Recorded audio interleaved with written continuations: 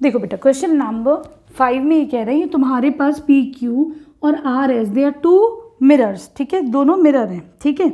अब ये कह रहे हैं prove that, you have to prove that कि ए बी, यहाँ पे एक light ray of incident I, ठीक है, वो रिफ्लेक्ट बैक करके फिर यहाँ से रिफ्लेक्ट हुई।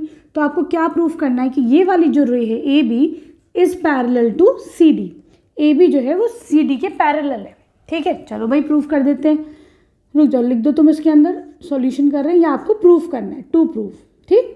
चलो अब देखो बच्चों क्या कर सकते हैं हम यहाँ पर, इधर देखो तुम ए बी सी में देखो, ठीक है, ये एंगल ऑफ इंसिडेंस, ये एंगल ऑफ रिफ्रैक्शन, ठीक है।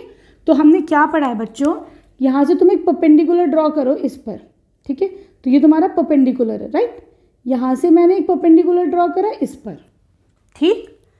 तो इसको थोड़ा क्लोजअप कर लेते हैं, थोड़ा बड़ा फिगर बना लेते हैं। ये देखो यहाँ से तुमने ये एक परपेंडिकुलर ड्रॉ करा, ठीक। ये एंगल जो है एंगल ऑफ रिफ्लेक्शन एक्स मान लिया मैंने, दिस इज पॉइंट बी, ठीक। ये आई जब रिफ्लेक्ट बैक होगी तो ऑब्वियसली बच्चों ये एंगल कितना होगा, ये भी एक्स होगा। हमें पता है लॉ ऑफ रिफ्लेक्शन से angle of incidence is equal to angle of reflection, ठीक है। चलो पहले अभी इसी की बात कर लेते हैं। यहाँ पे we can say that angle X, नहीं तुम ये क्या कह सकते हो, इसको मान लो के, इसको मान लो एल, ठीक है। तो मैं कह सकती हूँ angle A B K is equal to angle के बी सी, क्यों भाई के बी सी, ठीक है। क्या ये मान लो एक्स के इक्वल मान लो, रीज़न क्या है बच्चों, लॉ ऑफ रिफ्लेक्शन से हम कह सकते हैं कि दोनों एंगल्स इक्वल होंगे, ठीक है बच्चों। चलो ये हमें पता ही है कि ये जो रे है ये कितनी हो जाएगी, ये 90 डिग्री एंगल यहाँ पे बना रही है, ये जो लाइन है ये 90 डिग्री एंगल बना रही है, ठीक। चलो अब आगे बढ़ते हैं हम, थोड़ा आराम आराम से समझना इस सवाल को, ठीक है, बहुत जल्दी में कोई ज़रूरत नहीं है, आराम से समझो। चलो यहाँ पे आई है रिफ्लेक्शन, ये पॉइंट है तुम्हारा सी, ठीक, बी से चली सी पे आई, सी से आगे गई, ये है दिस इज पॉइंट डी, ठीक। फिर क्या होगा, यहाँ पर एक ये लाइन बनेगी, है ना। चलो इसको क्या बोलेंगे हम, ये अगेन दिस इज 90 डिग्रीज, ये भी तुम्हारी 90 डिग्री होगी, ठीक। चलो अब ये देखो बच्चों, इस एंगल पे इंसिडेंट हुआ, इस एंगल पे रिफ्लेक्शन हुआ, अगेन ये दोनों एंगल सेम होंगे, क्यों भाई, फिर से वही रीज़न दोगे कि angle B C D is equal to angle D C, ऊपर ले जाओ एल, डी सी एल, क्या हो जाएगा ये एंगल वाई मान लो, क्यों, अगेन लॉ ऑफ रिफ्लेक्शन से, ठीक है, angle of incidence is equal to angle of reflection, ठीक है बच्चों। चलो अब हम क्या कह सकते हैं, ये देखो अब तुम ये वाला पूरा बॉक्स देखो, ऐसे ये वाला जो बॉक्स है ये क्या है तुम्हारे पास, बी है, this is L, this is C और ये है के। बहुत आराम से समझना है बेटा, ठीक है। चलो तुम्हारे पास ये है कि ये 90 डिग्री है, ये भी 90 डिग्री है, ठीक। तो ये दोनों देखो पैरेलल लाइन से, ऊपर नीचे पैरेलल लाइन थी, तो मैं कह सकती हूँ ये 90 है तो बेटा ये भी 90 होगा, को इंटीरियर एंगल्स, ठीक। ये 90 है तो नहीं ये 90 है। कब ऐसा होता है बेटा कि एक किसी भी बॉक्स में, किसी भी क्वाड्रिलेटरल में चारों एंगल 90 कब होता है बेटा, या तो ये स्क्वायर होगा या फिर ये क्या होगा, पूरा रेक्टेंगल होगा, है कि नहीं।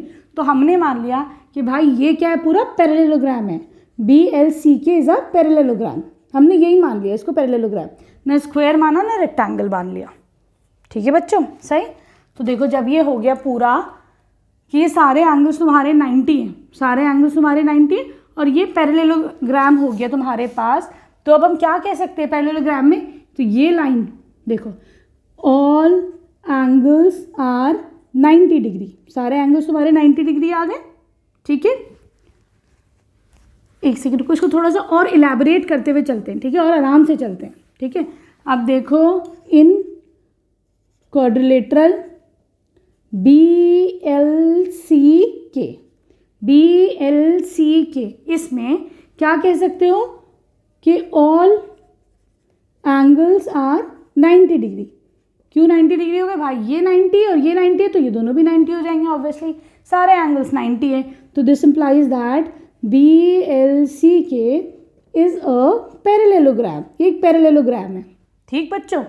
अब देखो बी के ऐसे बनाई मैंने, और एल सी ऐसे बनाई, ठीक।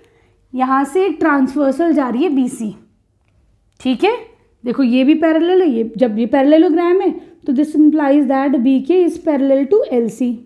ठीक, ये ट्रांसवर्सल जा रही है, B C is a transversal, लिख दो B C is a transversal, B C यहाँ पे ट्रांसवर्सल है। क्या हो रहा है बच्चों, यहाँ पर ये देखो ये कौन से एंगल बन रहे हैं, ये बन रहे हैं तुम्हारे ऑल्टरनेट एंगल्स, बन रहा है जेड बन रहा है। ठीक है, तो मैं इधर लिख देती हूँ, इसको भी कर दे थोड़ा सा रब। चलो, अब B C is a transversal, I can say that angle X is equal to angle Y. क्यों, ये एंगल इसके इक्वल क्यों है, क्योंकि they are forming alternate angles. ठीक है बच्चों, सही है। चलो, अब जब x y की इक्वल हो गया तो मैं क्या कर सकती हूँ बच्चों, मैं इसमें दोनों तरफ 2 मल्टीप्लाई कर देती हूँ, 2x is equal to 2y, कोई मसला नहीं है। ठीक है, अब 2x का मतलब क्या हो गया बताओ, 2x का मतलब हो गया एंगल ए बी सी, ये पूरा एंगल हो गया, आधा x है तो पूरा 2x ही तो है। ठीक, आधा y है तो पूरा 2y कितना हो जाएगा, एंगल बी सी डी हो जाएगा। ठीक, अब ये एंगल अब इसके एंगल के इक्वल हो गया, देखो ज़रा सा ये ऐसे आ रहा है। ठीक, तो तुम क्या कह सकते हो, ये वाली लाइन और ये वाली लाइन आपस में क्या हो जाएंगी, पैरेलल होंगी, नहीं होंगी, ये दोनों एंगल सेम हैं तो they are forming alternate angles. ठीक है, this implies that A B is parallel to C D, है कि नहीं। ठीक है, तो इस क्वेश्चन को बड़ा आसानी से समझना और बहुत इजीली इसको करो एक एक स्टेप करके, तो सब समझ में आ जाएगा। ठीक है, वीडियो पसंद आई तो प्लीज़ चैनल को सब्सक्राइब करना। Thank you for watching Braino solutions.